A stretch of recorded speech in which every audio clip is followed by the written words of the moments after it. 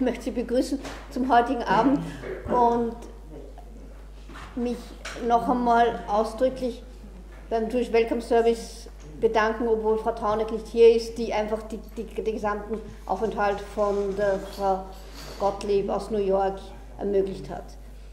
Freema Gottlieb, wie gesagt, lebt heute in New York. Sie ist aufgewachsen in Glasgow in Schottland. Ihre Eltern waren aus Wien, sie mussten 1938 flüchten. Ihr Vater, über den sie eben dann sprechen wird, war Rabbiner Wolf oder selbst Gottlieb, ein junger Rabbiner, ursprünglich aus Polen, der hier in Wien tätig war und einige Monate lang eine ganz wichtige religiöse Jugend-Aliyah-Schule aufgebaut hat und geleitet hat mit ungefähr 600 Schülern, von denen, die dann auch flüchten konnten. Und sie ist in Schottland aufgewachsen, sie hat dann Literaturwissenschaften studiert und viel publiziert in jüdischen Zeitschriften in England und dann auch ein Buch publiziert über das Licht in der jüdischen Tradition, über das sie morgen einen Lehrhausabend in der liberalen Gemeinde Ochadash geben wird. Seit einigen Jahren lebt sie in New York, sie schreibt auch über religiöse Themen, sie war eine Zeit lang in Prag, hat über Prager Grabsteine und Prager Literatur geschrieben. Ihre Schwester lebt in Jerusalem, ist sehr bekannt. Aviva Zornberg-Gottlieb schreibt auch sehr viel über religiöse Literatur. Und ihre Mutter, Bracha oder Betty Rosen, ist aus einer sehr bekannten Familie. Ihr Onkel war der Oberrabbiner von Rumänien, Rabbi Rosen. Und er war auch manchmal in Wien, er war auch ein ganz junger Mann, ein Student der rabbinischen Lehranstalt hier. Und es gibt hier in seinen Erinnerungen ein sehr schönes Foto, man kann es vielleicht herumgehen lassen, von den Eltern und von der Familie mit dem jungen Rabbiner Gottlieb und sie hat auch über ihn einen Artikel geschrieben und auch einen Artikel über ihren Vater, über den sie heute sprechen wird und über den sie recherchiert und über den sie hofft, noch mehr zu schreiben. Und sie wird in Englisch sprechen, aber es können Fragen dann auf Deutsch gefragt werden. Und was ich noch sagen wollte, wir wissen leider nicht allzu viel über seine Arbeit in Wien. Es gibt ein ganz wichtiges Zeugnis, das der Wiener Historiker Herbert Rosenkranz im Auftrag des Yad Vashem mit ihm aufgenommen hat, ein Interview, dessen Transkript wir haben, und das ist eines der wichtigsten Quellen für seine Arbeit in Wien. Bitte schön. Good evening.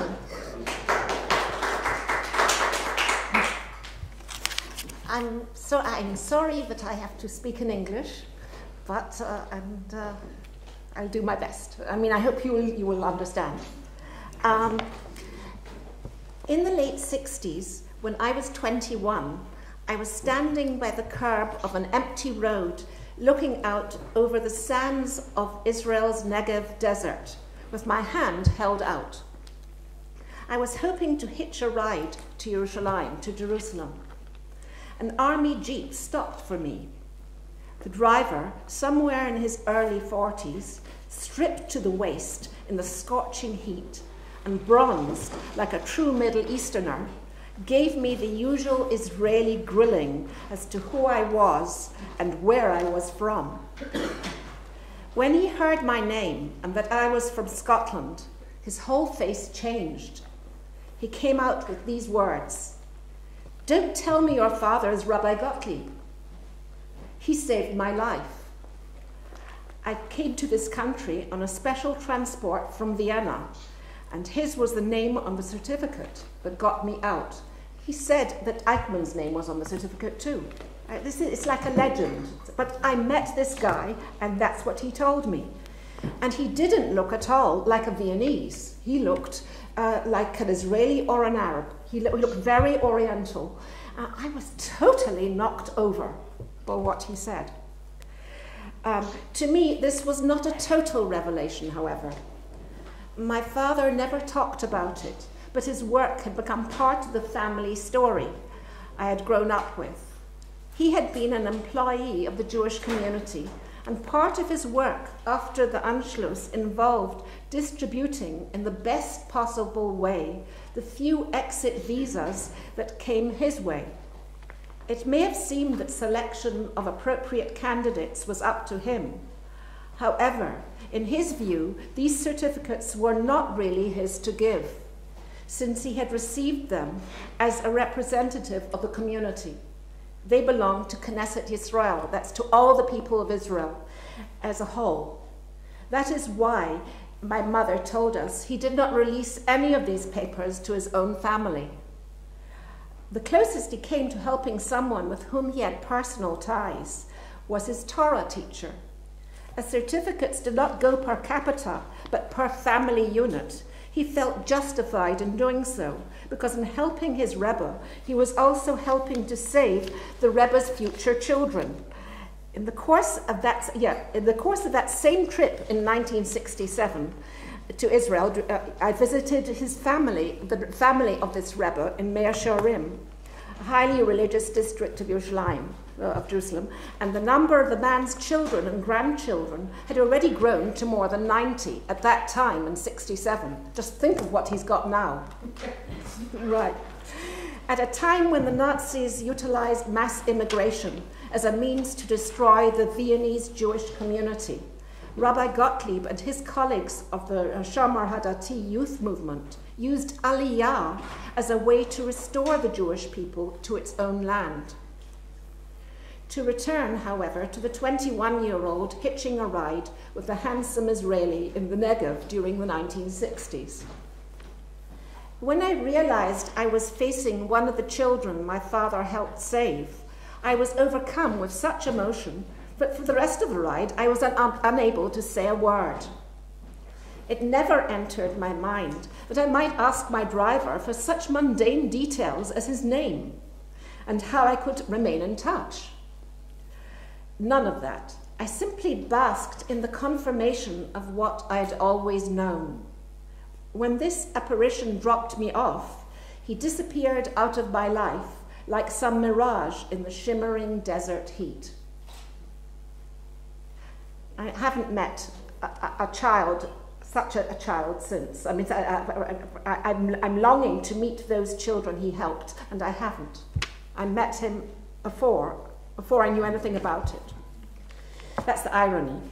My father was alive at that time still, and would be for the next 16 years, but I never thought to question him directly about precisely how his life and that of this young man intersected. Talking about his past was difficult for him, I knew, as for most survivors. Rabbi Gottlieb's oral deposition to Yad Vashem, Jerusalem, March 29 and April 30, 1977, we're jumping now to 1977, came into my hands for the first time in the 90s through Evelyn, ADUNKA, who kindly sent it to me thinking it might be of interest. That was 10 years after my father's death. Skimming through the pages, I learned that he had been in the field of Jewish education. With his help, a few people had managed to get out before the full force of genocide was imposed, and that was all. I thought I had more of a command of German at that time, in 1977. I didn't. I didn't understand what I was reading. My knowledge was based on a slight acquaintance with Yiddish and from reading German poetry, Heine, Goethe, Schiller, together with my father during our long Scottish summer evenings at the seaside over the school holidays. So that was my only knowledge of German, was poetry. I found it easier than the long prose sentences, forget it. Yeah, but poetry was beautiful. I let another 20 years go by. Many others, however, including the interviewer, my father's interviewer, who jolly well, he did know German, Viennese German, but he just didn't seem to understand my father at all. They were talking at cross purposes, so he interviewed him, and I don't think he understood what my father was about. So on that deeper level, he didn't get it. So he missed what he was saying. In Rabbi Gottlieb's testimony, this is another reason why one wouldn't understand what my father was saying. Rabbi Gottlieb himself, my father himself, describes what he did in such a muted and damped down fashion that it sounds almost boring. Like the true Englishman he had become, he tended toward understatement. An example of this is his habit of not taking credit to himself, but ascribing it to the teamwork to the team of those with whom he interacted, pupils and younger colleagues. There's a saying of the early rabbis whom he loved so much to this effect: from interacting mikol milamdai hiskalti. What that means is, from interacting with my students, it is the one who professes to be a teacher who has gained wisdom. That's what it means according to my father, according to rabbinic interpretation. The Hebrew itself says, from all my teachers I have gained deepened wisdom. But Melamdai plays on student teachers. So the real teachers are the students. That's nice. So, yeah. To his approach, that was fundamental.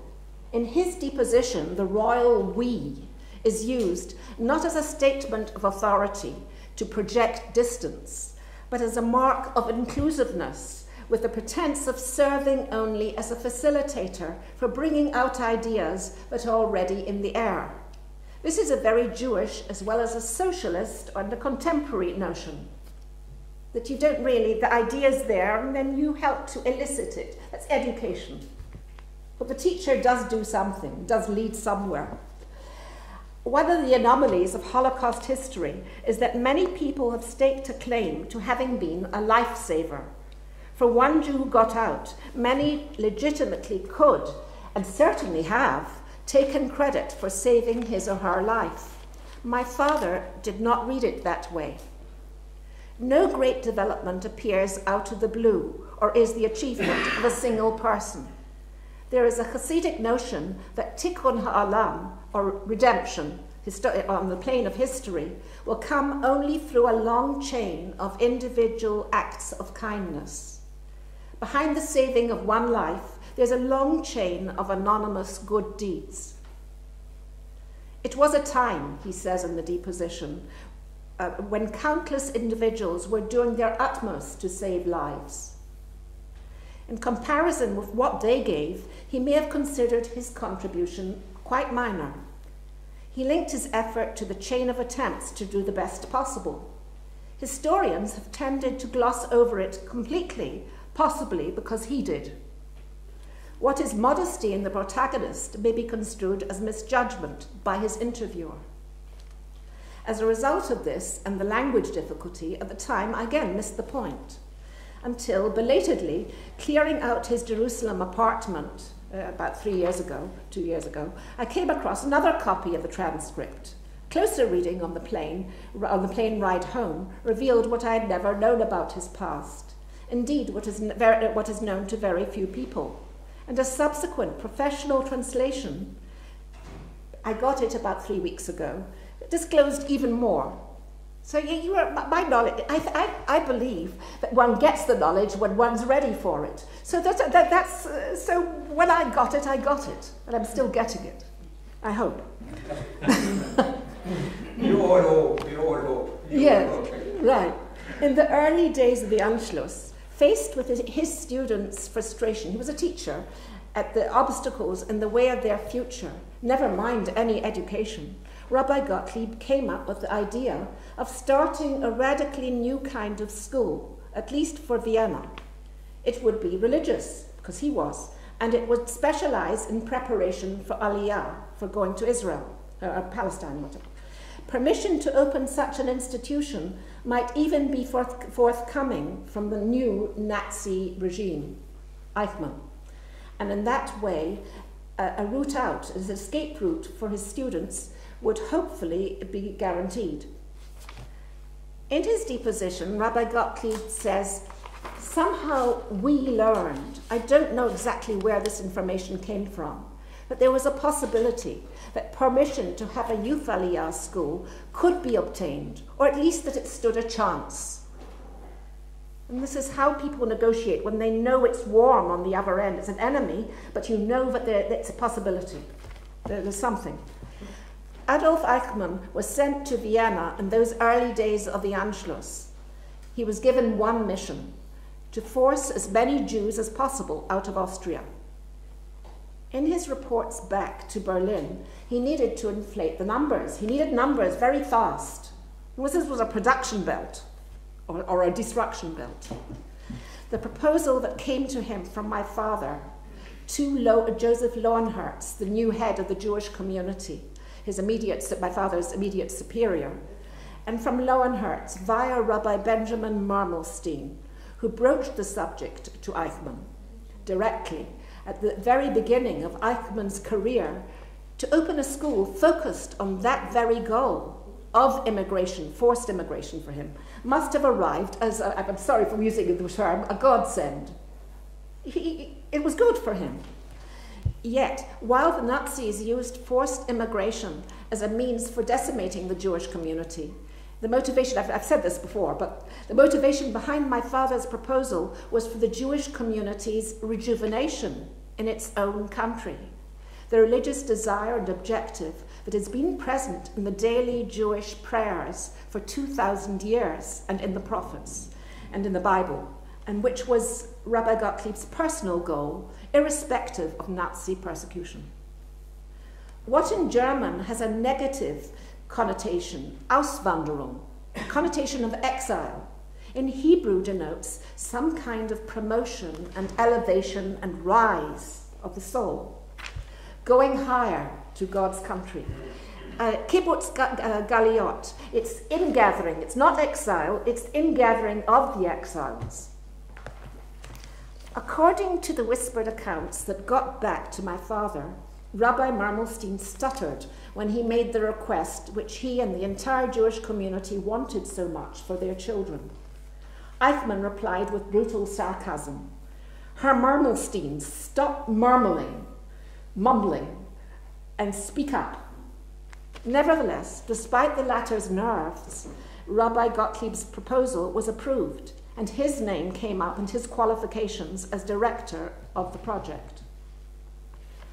One almost hears a palpable sigh of relief when Rabbi Gottlieb in 1977 says that he had no direct dealings with Eichmann, or Marmelstein for that matter. This was the kind of limelight that he could do without. He didn't like the limelight. That was his problem, my father.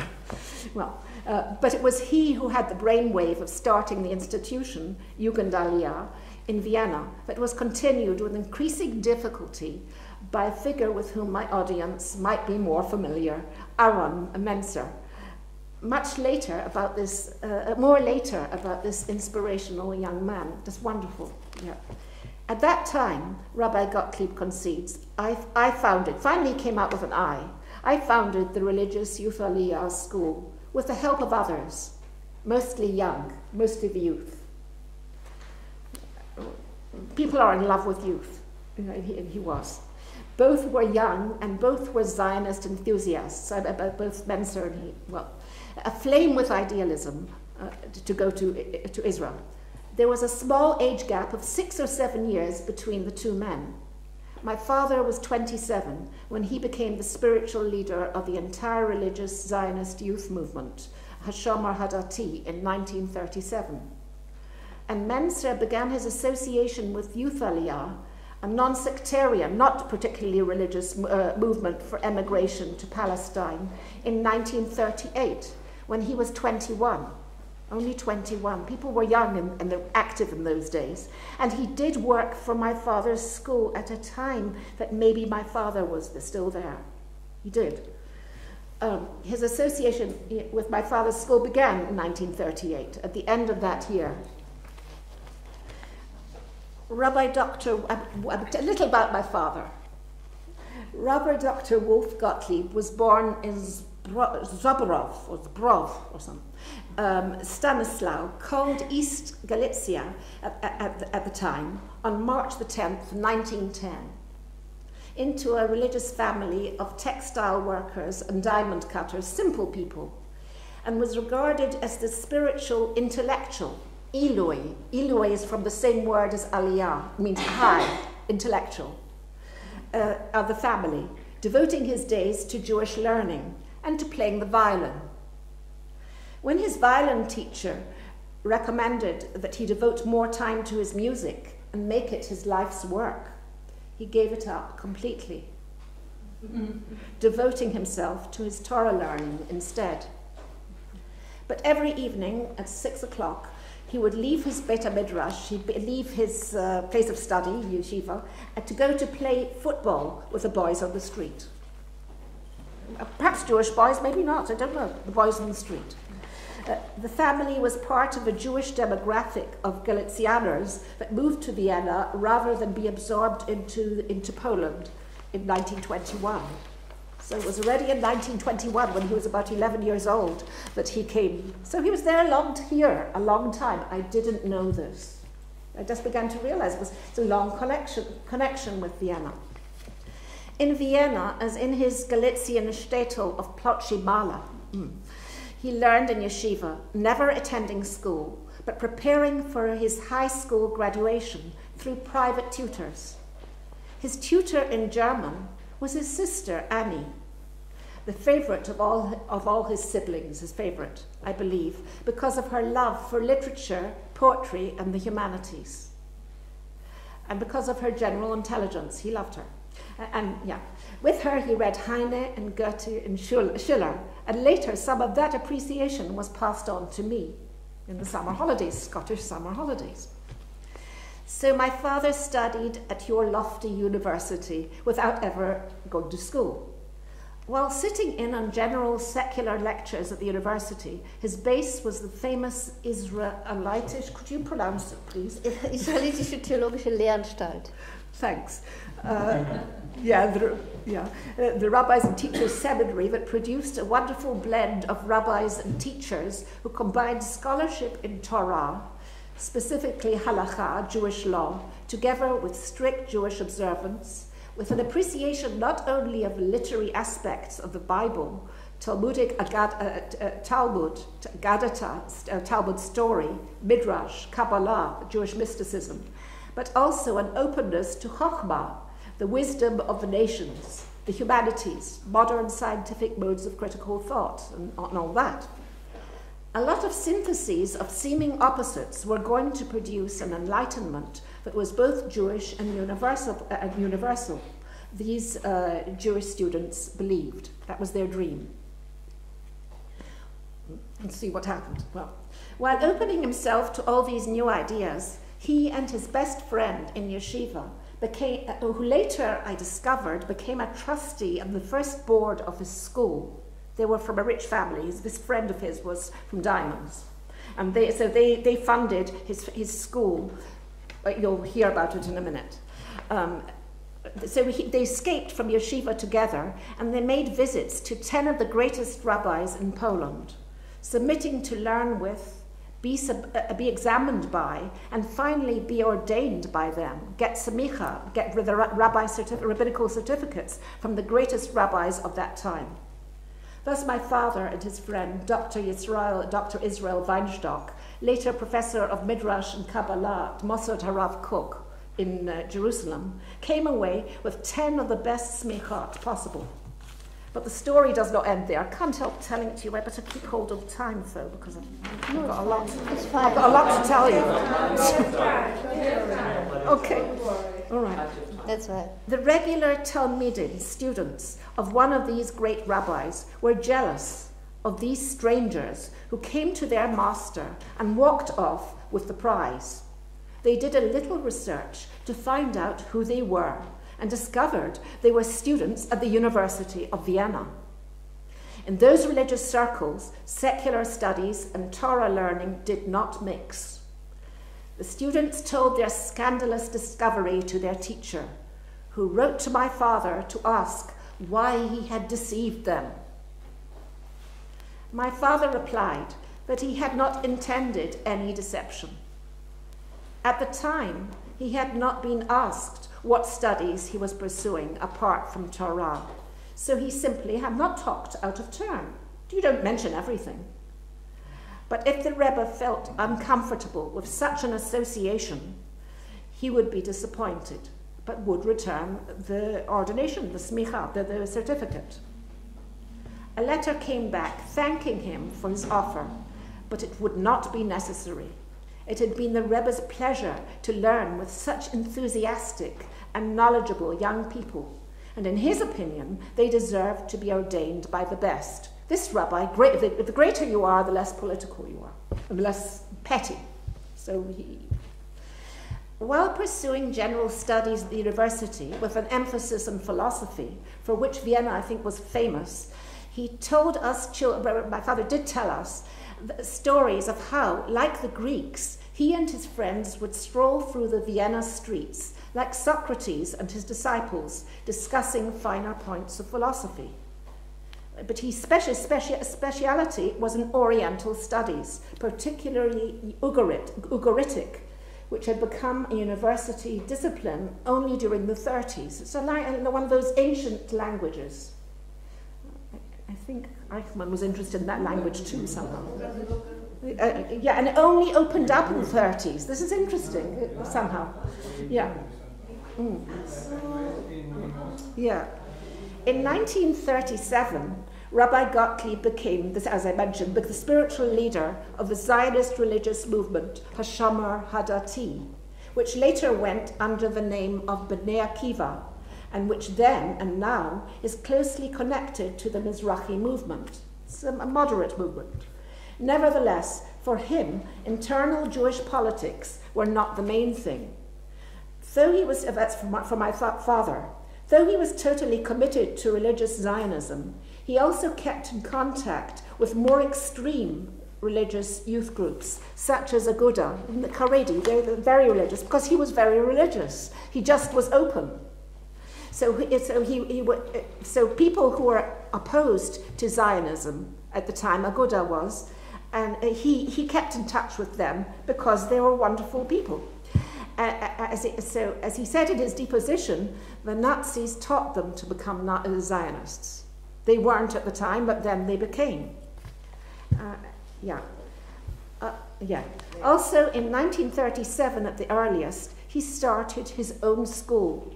It was called the Achva Vereut School, the Brotherhood and Friendship School, which combined Jewish learning with a contemporary pedagogical approach instilled by his own academic training. You see, even from the name, that he was good at friendship with young people. But the name goes back. I made a mistake, because I'm very romantic. As you hear, he married in 1937. The term, the expression, the phrase, Achva Vereut, comes from the Jewish liturgy, wedding liturgy. And I thought he called it as a secret code to his marriage. Then I discovered that was not the case, because I did research on Jewish synagogues at the time when they started, and I discovered that there was a Landsmannschaft, or a small prayer house, a Beit Midrash, called Achva Vereut, which was started in 1901. So these premises were opened by some other group, and they prayed there and studied together. And my father probably opened his school in the same address. It had the same address, 59 Taberstrasse. And that was the first address, I'm jumping, of the Jugend Aliyah, of the Youth Aliyah school. So anyway, so the school he opened at the beginning, his first school, was there in this Brotherhood and Friendship School.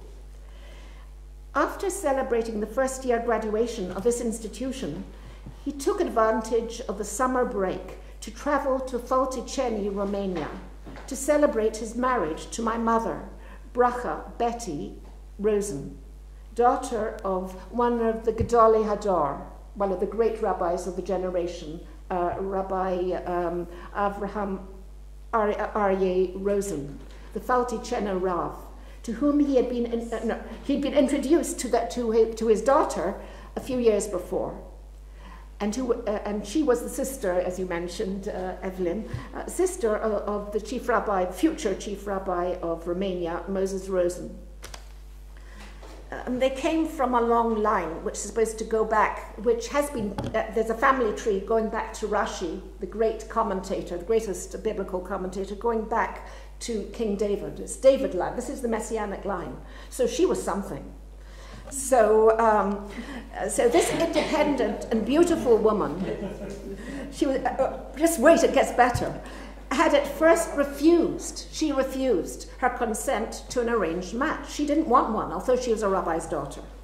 Later, she herself came to Vienna to study at the university, the first rabbi's daughter to do so. Her illustrious father may have been one of the Gedolei Hador, the great of his generation, but he received no payment whatsoever for his studies. And in addition to her studies, Betty taught English to film stars, a private tutor, to film stars like Elizabeth Bergner, who also came from Galicia. And she taught, and she sent most of the money she earned, she sent back home to support her starving parents. And she kept only a little for herself, which she spent mainly on cultural events. She didn't buy clothes, and she didn't eat. In fact, she had a condition of anemia since that time. But my father, in the university, they met again. And over the chicken he came from quite a well-off family, and they shared his chicken sandwiches. That's how they fell in love, directly, not through introduction, a few years after. And so she had something to eat as well, and then they got married. So this is, yeah. So as a niece, now I spoke recently, about a year ago, to a cousin of mine, apparently, who was 94 years old. I've never been in touch with her. She's in an assisted living facility in Los Angeles. And she was on the death march. She was in Auschwitz. But we talked. I said, do you remember my father and my mother? So she is very clear. Over the telephone from New York to Los Angeles. So she said, in the marriage, he was considered the lucky one and regarded as having married up. Didn't matter that she had no dowry whatsoever, no money. But he was the lucky one because he got her. And so I said, oh, why? It must have been because she was the daughter of one of the greatest rabbis, this link messianic chain. And she said, oh no, because she was, and I interrupted because I tend to sometimes, I did that. So I said, oh, because she was very beautiful, because I knew she was. I had pictures of what she looked like at that time. And it was out of this world. She won a national beauty competition. And actually, she defended my grandfather's Talmud. All his books were confiscated by anti-Semites, denounced them, and they were confiscated by the state, by Romania. She had to go to the king and the queen, and to the royal court, and beg them to give back the Talmud. And the crown prince saw her. And he proposed to her. He was always proposed. He had a Jewish mistress, but anyway, she said she told him she couldn't marry. She couldn't marry out. And he said, "Oh, don't worry. It's just going to be a morganatic marriage. I just want to give you land. I want to give you land and horses and a beautiful life. You're wonderful. I just want to be you be my lady." That's what he said. That's what she told me. It's like a story, but I wouldn't believe it. It's just so out of this world. Except I saw pictures, and she looked like more beautiful than Elizabeth Bergner in that style. Yeah. Not when I knew her. She was nothing like that, I have to say. I'm just telling you the truth. But these were the pictures from then. I think she suffered a lot. Anyway, so this is a total distraction, but it's not deviation. So they got married, and Rabbi Gottlieb took his new bride back with him to Vienna, and where she had been a student. And 6 months later, into their honeymoon year, honeymoon's a year in Jewish marriage. On March 12th, 1938. It was March 12 and March 13. March 12 was Shabbat. That was Shabbat Zachar, the Shabbat of remembrance of another genocide, just before Purim. It was remember what they did to you. I'm sorry. Okay, you're all into remembrance, right? But in the Jewish calendar, this is followed by Pesach. I'm just bringing this in. The Festival of Jewish National Freedom. That was April 16 to 23rd in 1938. But there was no national food for the Jews at that time. It was ANSCHLUSS time. The school did not, I'm quoting now from the deposition. The school did not open to great fanfare. Now, Rabbi Gottlieb's deposition, nothing dramatic happened. He wasn't into drama. Right. Dr. Rosenkrantz, who was his interviewer, Herbert Rosenkrantz, how do you, I've changed subject completely. How do you explain, with the interviewer, and you'll see what he was like, how do you then explain that the Zionist review, the Zionistische Rundschau, as far as I remember, barely mentions your Youth Aliyah school, nor the graduation celebration, while other minor events were written up in great detail? Dr. Gottlieb, I am not responsible for newspapers or any kind of party politics. How do I know why they didn't write me up? I'm not interested to know. I did know that the Zionist Review existed, but I never read it. It wasn't it wasn't like the Jewish Chronicle that everyone reads. It wasn't your daily paper. It wasn't the Times. Not everyone read it. I have to just tell you, during his lifetime career in Glasgow, Rabbi Gottlieb had his fill of gossip-mongering journalists. I'm a journalist, sorry. But I try not to do gossip, I try not. In Eichmann's letters back to his old friend, Hagen, in Berlin, with whom he had gone to Israel, Palestine, he confides he has adopted the Rundschau, the Zionistische Rundschau, as his newspaper. It was his. And that was hardly a recommendation. Well, he adopted the community, he adopted everybody. So, at the time. In the deposition itself, my father has very little bad to say of anybody. That's about the worst comment he says in the whole of his deposition is about the Zionistische Rundschau, and that he doesn't like, he doesn't like journalists. Well, when grilled by his interviewer about leaders such as Alois Rothenberg, I'm sorry, I'm going into a bit of politics in the Jewish community, because wherever there's life, there's politics. Well, I'm sorry, and wherever there's Jews, there's also politics, because we are a very talkative people and differ and have little differences, which we build up too much. Yeah.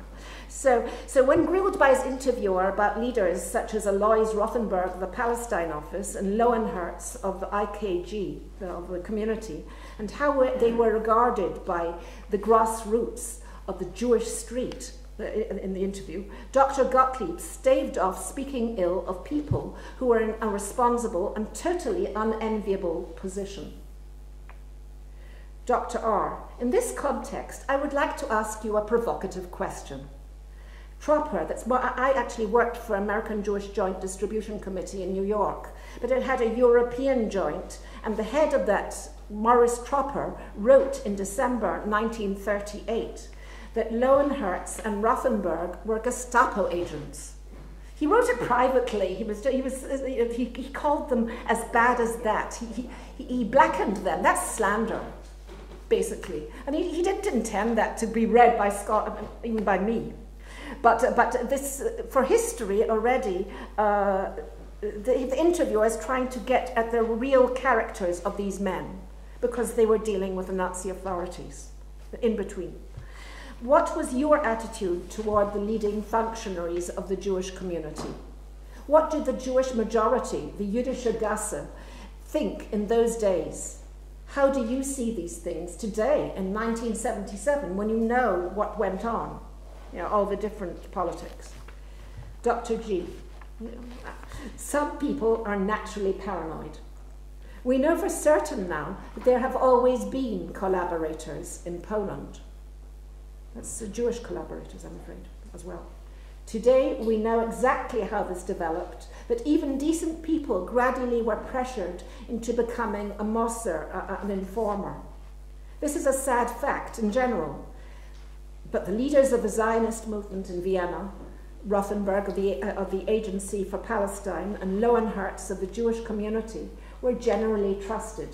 Nobody seriously suspected them of being Gestapo agents. Most of us understood that pressure was exerted on these men, and as much as one Jew trusts another, then and always we trusted them. I don't believe that agents were a common phenomenon. What reasons this proper had for such a statement is a separate matter, but don't get me to talk gossip about people I respected so very much, who are doing day and night, trying to do the best for the community. The trouble is, when you work politically at all, when you're working for the Jewish community en masse, it's bound to be that the individuals who don't get in, who somehow feel that they have not been treated right, if they survive another way, they're going to blacken the names of those. If politics brings bitterness from people who are out of the net, if you work for, and that's terrible. It's just, it goes with being a very responsible person and not just thinking of yourself and your friend. I don't like politics too much. I'd rather be an individual, but that's selfish, you know. Similarly, when asked about personalities such as Moritz Pappenheim and Julian Steinfeld, he had only good things to say about the generosity showed by countless wealthy Jews to their more impoverished co-religionists. They gave money and money and money to get people out. In response to this fishing, the immigration, the whole emigration was funded by Jews. It wasn't funded by Britain. It wasn't funded by anybody else, other countries. It was funded by Jews. In response to this fishing expedition on the part of his interviewer, Dr. Gottlieb's eloquent reserve shines forth as a kind of moral nobility. Aspersions based on unfounded suspicions and jealousies in Judaism falls into the category of slander, lashon hara. As soon as Rabbi Gottlieb received word from the higher-ups in the community that his proposal had been approved, everybody, meaning he, simply got down to work. At the outset, he had the pleasant task of selecting the best possible staff, and he had la crème de la crème to choose from. All the most brilliant Jewish professors and teachers from the secular and the Jewish educational system had been fired. He could hire the best. They needed bread to eat. They needed to give, to teach. He could hire, Classes immediately moved from their Taberstrasse address into accommodation in the Tempelgasse, with enough space for the mounting number of students who applied. Later, the school was expanded to other locations. The Krugerheim, previously a school for girls only in Malzgasse 7, and the buildings of the Palästinamt in Mark-Aureli-Strasse 5, number 5, almost in the same building as the Gestapo. It's around there. The building in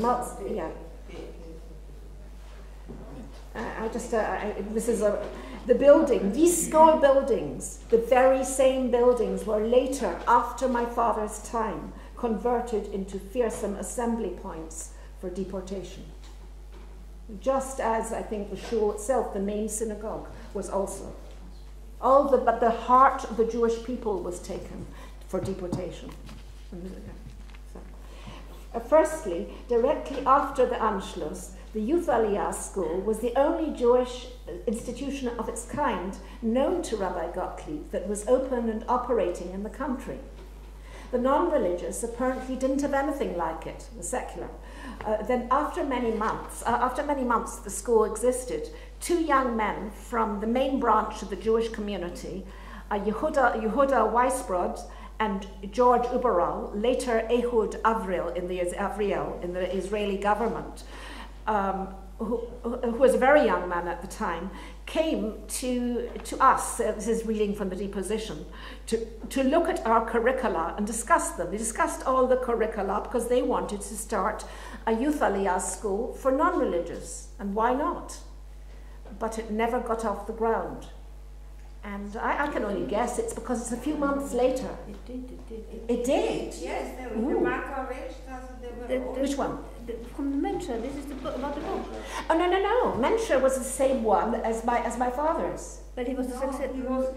There was a center, and they were the religious in different groups. And there was the Shomer HaTzair, and there was the Mizrahi, and the Yes. and they were all together in the Marco-Strasse. Yes. On different In the hours. which Strasse? Marco-Strasse. Oh, yes. What I showed you. Right. So the groups were together, but as a school it wasn't. No, they had. It was a sort of school. There were also teachers there. Yeah. They had different classes. Andra Menser, probably. He would take in Menser would take in everybody at that time. It had to. Maybe it was not Not at the time my father did it. It wasn't a youth aliyah. It was later. It was later. It did. Later. Menser did it. He brought it all together. But at that time, Okay, so we're both satisfied. So it did. It happened, but later. No, because it was in the interest of the Nazis. Oh, of course. They supported it. So right, so I should suppose whatever that it was because the Nazis didn't want to anymore, but because of timing, they did want to, and they still did it. At that time. Yes, it's a matter of time, and so it happened after my father left. Okay. The daily schedule in Rabbi Gottlieb's school was divided into two parts. Theoretical subjects, the field of religion and culture, Bible, Hebrew grammar, Jewish and Zionist history, were held in the mornings. And my father taught Talmud, Talmud and Agadata, story from the Talmud. And in the afternoon, they applied themselves, the students, to practical training in various trades, in very hard labor, so that they should be acclimatized to take any job going. Not that Jews are always intellectual, but they could do hard labor, hard work when they get to Israel, and agricultural work. So there's hakshara, little farms, little model kibbutzim also at that time. But everything was geared to Aliyah. As for my father, in the afternoon, he spent his time. Whoops. Yes, but please. So, later questions, but I'm here. Anyway, he himself fulfilled a double function. In the afternoon, he opened a special office in the Praterstrasse to register students, and they were all lining up and queued because they more and more saw this as a safe haven, a place where Jewish children could come, and the Nazi authorities did not come with their thugs as in the streets. If Jewish children were in the streets and couldn't go to school, they'd be attacked. But if they went to this school, okay. Preparation for emigration, out you go. So it was a safe place, and their parents wanted them to be there for many reasons. So it worked from the spring through the summer and the fall.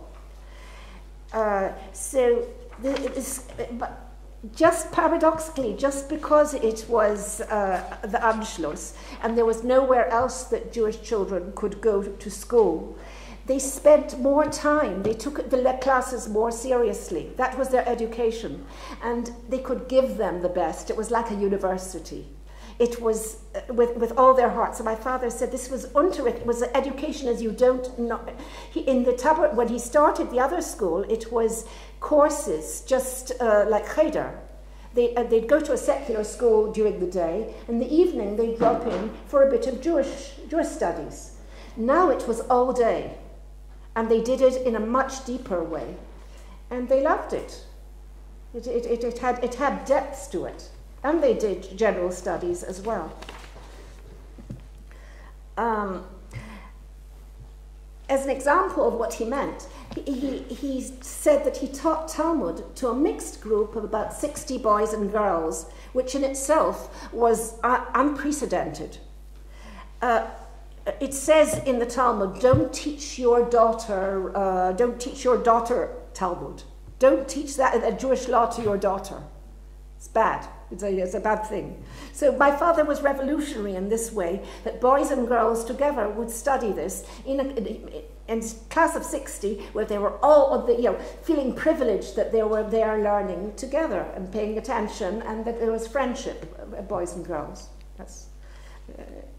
So it was a really big thing, he said, morally and factually, and also as far as education went. They really learned something.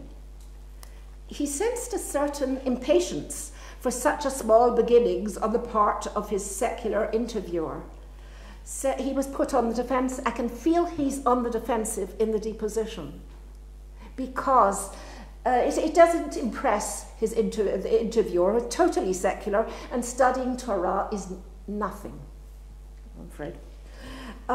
In Scotland, my father was able to teach at the Queen's Park Cheder, it's evenings classes, and at Glasgow University, to priests and to ministers. And he would chair the rabbinical court. He became the head of the rabbinical court.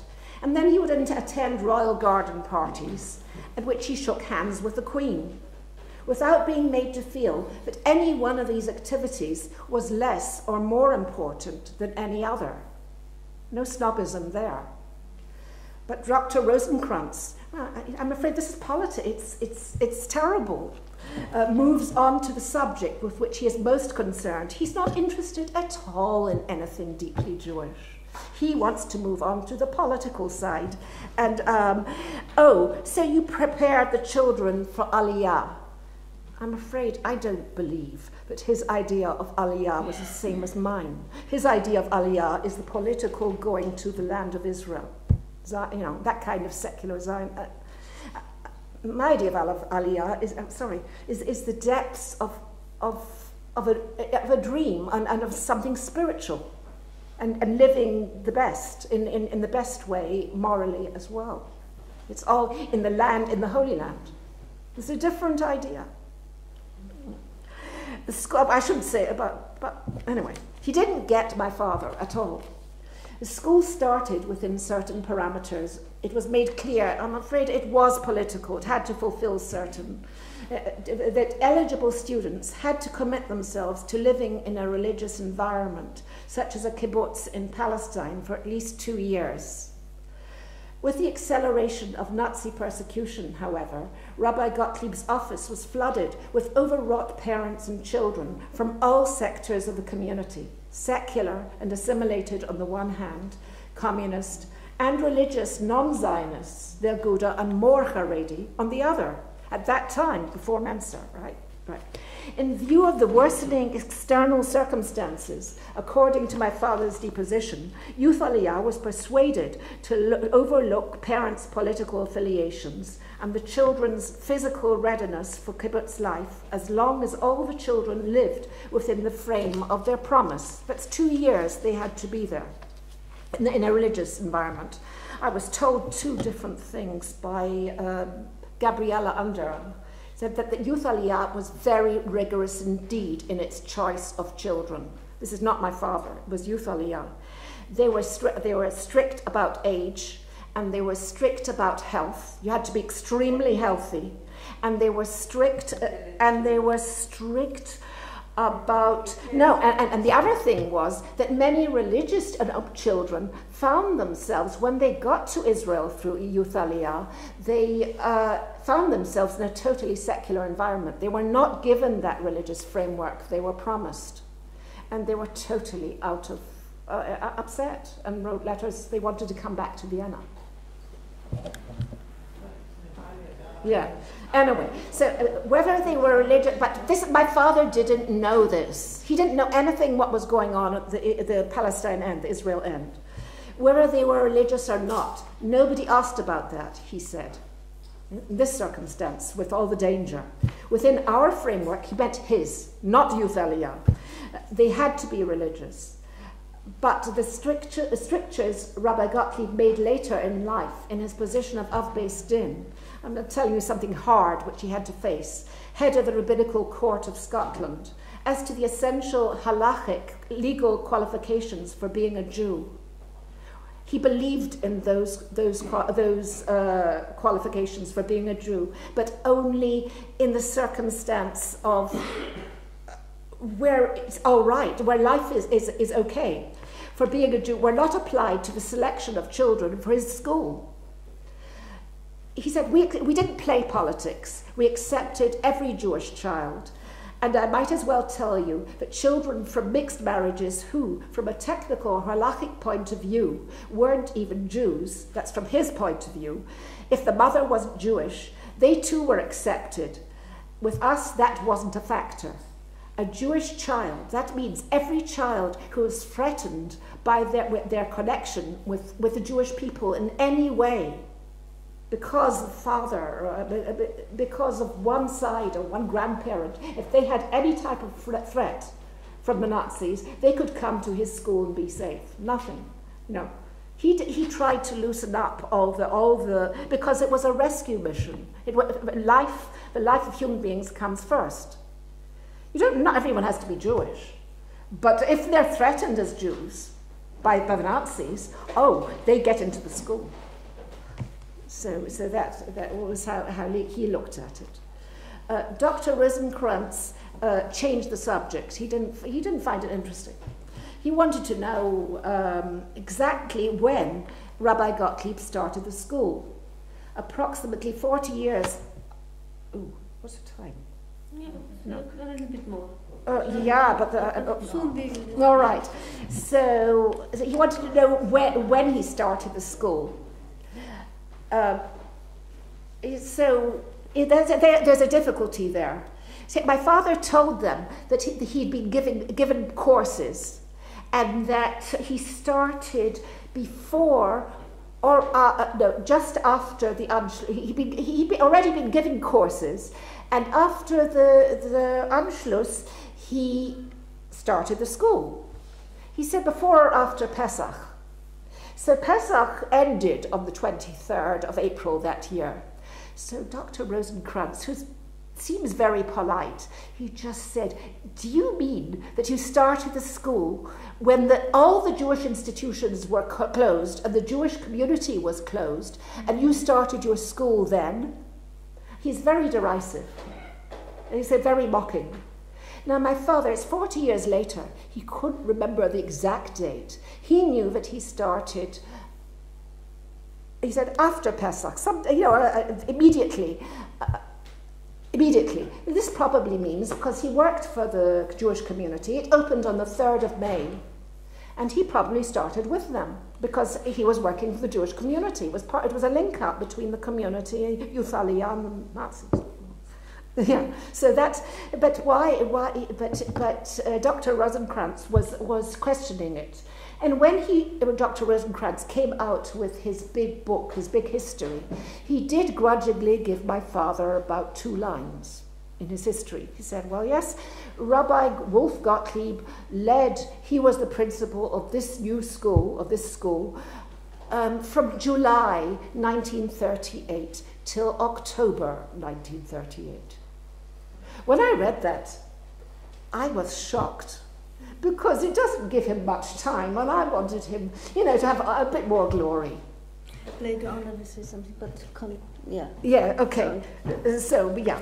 Anyway, and I think the reason for this, I'm going to go quickly, because I think the reason for this was because Dr. Rosenkrantz, he was not trying to distort it. In fact, my father started the school maybe in 1937. That's why he sent into Yad Vashem after the interview. He was disturbed by the interview. He sent in a clipping about the graduation of his school in 1937. The Achva, the Reut school, the Brotherhood and Friendship in Taborstrasse 59. And that was also the Youth Aliyah school. It was the same school for him. But he also at the beginning of the Anschluss, he also made this negotiation through Marmelstein as soon as Eichmann came, and they were talking already about Youth Aliyah and about the emigration. According to the documents that Rosenkranz had, and he became the head of one of the top people at Yad Vashem. He had a lot of paperwork, like a jigsaw puzzle, from Youth Aliyah. The documentation of working together with Youth Aliyah started only in July. So from Rosenkranz's point of view, the saving of Jews was in July. From my father's point of view, he started the school in the Anschluss. And all the children. So at one point, Rosenkranz he almost begins to cry. He said, how could we have given you the hope of getting children out from Youth Aliyah when we had no money for children at all? Where did you hear that you should take in children from 12 to 4? My father got the instruction from someone in Youth Aliyah that 12 to 14. And he didn't keep to the rules. He was a man of rules, my father, of law. But he stretched it. 11 to 15. He couldn't stretch it further. He took children in at both ends. The reality of the Yishuv in Israel, Yishuv means the settlement, the beginning of Israel, was they were starving. They had no money. They were bankrupt. They were living on tomatoes and had effects, physical effects of that. And what they wanted for the Youth Aliyah was to get even wealthy Jews from Europe, young people who are idealists, to come give cheap labor on the land. They weren't a charity project for young children. There were 2 orphanages in Israel which were full to overflowing. And they took some children and put them there from my father's school, but they didn't have, he said, how could we give you such hope? But he spoke in 1977 to my father. And the truth is that due to that hope, my father was able to start this school, and the Nazis were open to it because they thought there was place for the children. There was not at that time. So all the spring and the summer, they worked, the children, and they grew, and there was more and more of the school. And all the children, and even they graduated in Chol HaMoed Sukkot, which was about the middle of October. And in the graduation, my father was giving a talk all about the center, how Israel and Zion is the center of our lives, to hundreds of young graduates. And the Nazis were surrounding all the place where he was speaking, which was the Polnische Schule on Leopoldstrasse. This was they celebrated it by davening Mincha, the afternoon service. This was the last service in the Polish Schule because it was close to Kristallnacht. It was destroyed totally. This was the last. And every minute my father spoke, he expected to be arrested. But he wasn't. And the children, nothing was disturbed, and they listened, and they understood. And he said, really, they kind of liked what he was saying, those people, because there was emigration. And all the children got out. All these graduates. Kristallnacht had 1 or 2 good effects, unfortunately. One was that when Youth Aliyah knew what had happened, all their strictures, which were so very rigorous, and even their ideal of building up the land, were overthrown. All they wanted was to save the Jewish children. And they started a transport. And these people, the school was closed. It seems from my father's deposition that it was really, everything was in shambles after Kristallnacht. And there was certainly no public daven in a religion, in private places, but not in the big synagogues. And the school was on break. it seemed that I don't know where he got his dates, Rosencrantz, that my father ended at that time, but in October. I don't think he did. But everything was cut off, all Jewish public life. But nevertheless, all the children, their names were on Youth Aliyah, were on the list, and they got out with children transport through my father, and emigration was working double time. And also the governments, even Britain, which had shut off to all connection with Israel, it started to be very difficult to get to Israel. And they opened kinder transport. So the last children, who were the youngest, who were refused anyway by Youth Aliyah because they didn't want, they also got out to England. So when it came that my father had to choose which exit visa he took, he wanted to follow these young children. He wanted to be with them and to be close to their lives. So it was not so, he wasn't so rigid about his life's dream, which was hijacked in the process. His life's dream was to go on Aliyah to Israel. But he thought, I have a living connection with these children. It's good that I go to England. Let's discuss. We should discuss. Yeah. Yes. Okay. I have a very moving follow-up, which is the most moving of the lot, but okay. So you was... Pardon? Yeah.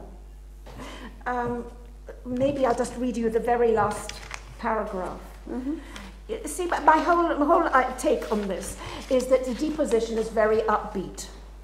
It's a very optimistic, and I don't like American optimism. I don't like shallow optimism, you know, when there's such a shadow to come. And he was very lucky to get out.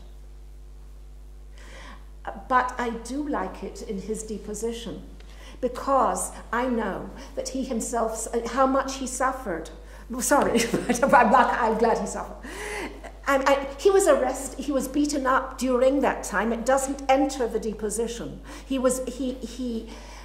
All his family were killed. And also Annie, his favourite sister, and their children, and his father and mother were gassed immediately. He was arrested immediately on the 27th of himself, on the 27th of October, after the graduation, as soon as the semester was over, the term of the school, because of the pollen axiom. But anyway, finally he got to England, and he wrote a little book on, I'm just going to say that in Scotland he would sing. I would hear him humming when he would go to shul. He would hum a tune. He was very light, very. But I once came into his study. I knocked, but then I came right in, and I looked at him, and he was totally different from what I've ever seen. It was as if there was a dark cloud all over the room. And I couldn't understand. It was like a nightmare. And I saw that he looked up at me, and I wasn't supposed to be there, and he was crying. So in his hand was an exercise book from childhood, and it was poetry. It was Schiller, Heine, where he copied out some poem, a German poem, into that book when he was a child. And also on it was a flower, because in those days his sister, he said, had pressed that flower, Annie, had pressed that flower into his copybook. Yeah. And he didn't know, there was a living flower. It disintegrated as he opened this book. So it was his sister who was killed, gassed there. So he used to go, now this is the end, this is how it goes. He used to sing a Hasidic melody when he was going to synagogue. And I didn't know what it was, but I would hear in it this wonderful Hasidic thing of joy and sadness. And the words went like this. When I, just a second, right. The very end. Oh God. Yeah. Sorry. All right. All right. When the Holy One, blessed be He. When the Holy One, blessed be He, sees the Jewish people studying the Torah, he has a certain reaction.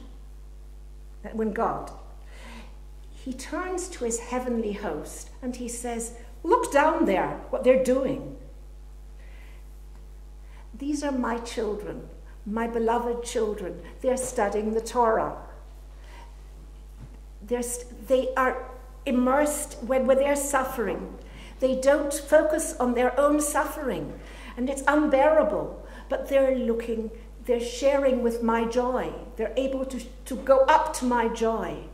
Oh, how I love my children, my children." And this comes directly from Rabbi Akiva, who said that all mankind, all men are made in the image of God, and all men are beloved because they are made in the image of God. However, the children of Israel are God's children because they know from the Torah that they're made in God's image, and they know how to live. They have a law of how to live, if they live it that way, which is tough. And if they do, then they are raised up, and in this suffering, they still have this joy. But it is very hard to hold on to.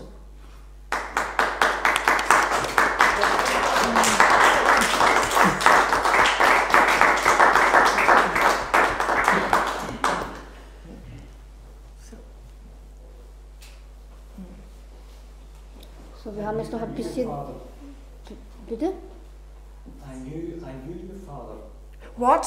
I knew your father. When? Years ago in Glasgow. Oh, uh-huh. You're from Glasgow? I went to Queen's Park Rider. Right, so there's Cheder, Queen's Park Cheder. I just hoped someone would come who was a child, but you know, you're a child, you went to the Cheder. There you are. How many Jews are in Glasgow now? Pardon? How many Jews are in Glasgow? I don't know numbers. I'm not very good at numbers. This is me. I'm not German in this way. My father would know more of reality. I don't know statistics. But you had how many synagogues? You had one synagogue or synagogues closed down. There were about 6 or 8 at the time I grew up. They're less and less now. Yes. Everyone goes to Israel or to America, or here you are. Yeah, Queen's Park doesn't exist now. No, I was very sad to see. My parents were members of Netherley and Parkston. What? Netherley and Parkston. Those are and that's also not there. Oh, there's a Scottish accent. Yes. Yeah. I get my Scottish accent when I speak to Scots enough. You've got a Hutchie accent. I've got what? Hutchie. Oh, good. Yes, Hutchie is Hutchison's Girls' Grammar School. That's a very elevated school, you know, for all Scottish young ladies.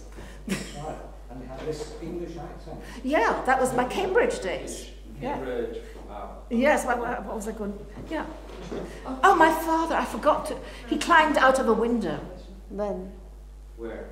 We're in Girton. You're not allowed, men were not allowed in my days when I was in Girton. They were not allowed in college when it was dark. And he came to give a shiur, a lecture, to a group of young Jewish men who, and women, and everyone was climbing out of the window, but he climbed out of the window with them and was caught by the bulldogs. Bulldogs were not dogs. They were special men with canes and with black gowns who would make sure that there were no men in the college after 10 o'clock at night. And there was Rabbi Gottlieb in the So he was a bit like a boy. He was youthful. He was not dragged down by his memory. His memories were not as bad as later. Where did you spend your holidays? What? You mentioned that you spent your summer somewhere. Prestwick and Ayr. Ah, yes. Yeah, Rabbi Burns. Yeah. And Yeah, but we went for a month, and he would spend Shabbat together with the community, and another day. Then he would come for a few days, a holiday, and then back again. So we had long family holidays. Discuss it inside. Okay, right. One more for all. Yes, please. Please, can you tell us, please, a little bit more about the last days of your father in Vienna and about the circumstances of his escape? Yeah, how could he manage it? Where did he get the permit? Where did he go to first time in Britain and so on? How did he manage it? Well, he got, I think working for the community, he got 2 exit visas, one for Israel and one for America. And then his friend, Israel Weinstock, with whom he escaped from yeshiva to go to the from university. He went from the university to the rabbis and back again, and did that grand tour, getting all these ordinations.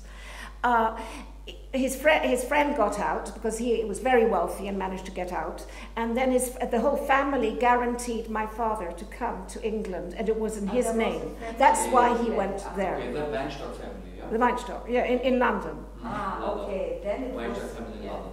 Yes, and it was possible to do that. Yeah. But I saw the exit papers from the community. I saw them recently in the Center, what's his name? The History of the Jewish People, the Center for the History of the Jewish People. And they said he was without means completely. By the time he came, they took away everything. Now, he came from a wealthy family, I think even banking, I have to say. And I don't know a thing about it, but it was all stripped by the Nazis.